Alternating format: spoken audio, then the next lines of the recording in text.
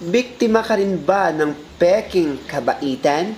Yung mabait, kaharap mo, tapos sinisiraan ka pala katalikod mo?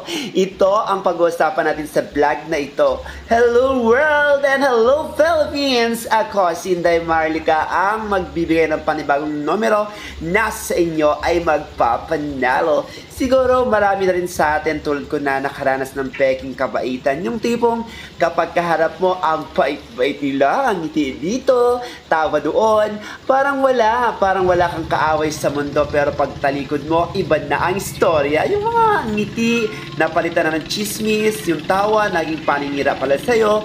Mahirap makilala ang taong ganito. Sa harap, parang anghel sila. Pero sa likod, parang may iba silang maskara.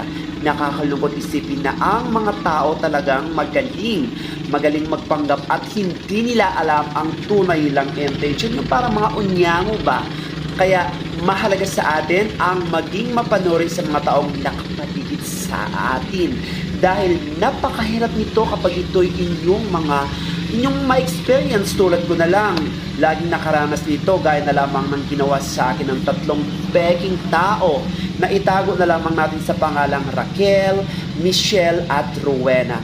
But before with that, magbibigay muna ako sa inyo ng mga bagong numero na sa inyo ay magpapanalo dahil ito talaga ang napakahalaga sa ating vlog na ito. Ang manalo kayo para magkaroon kayo ng maraming blessing or may maggastos kayo sa pang-araw nating kinakailangan. Ito po ay numero nationwide. So, let's start with the number of 11, 25, 15, 25, 10, 15, 28, 34, 23, 17, 10, 30, 10, 11, 15, 29, at 11, 24. Anyway, pakatandaan po natin na hindi lahat ng mabait ay totoo. Minsan, kailangan natin tingnan.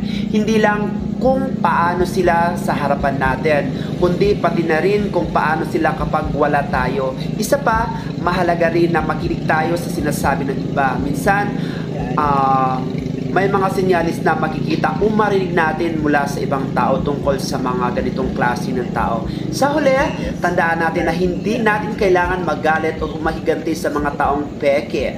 Ang pinakamagandang gawin ay mag-focus na lang sa mga taong totoo sa iyo. Yung mga peking tao, hayaan na lang natin sila sa bandang huli. Ang katotohanan din ang mananaig. Ikaw, may karanasan ka na ba sa mga taong peke? Peki ang pakikitungo sa iyo, mag-comment below at ikwento sa akin ang inyong karanasan. Anyway, don't forget to like and to subscribe my channel para like an updated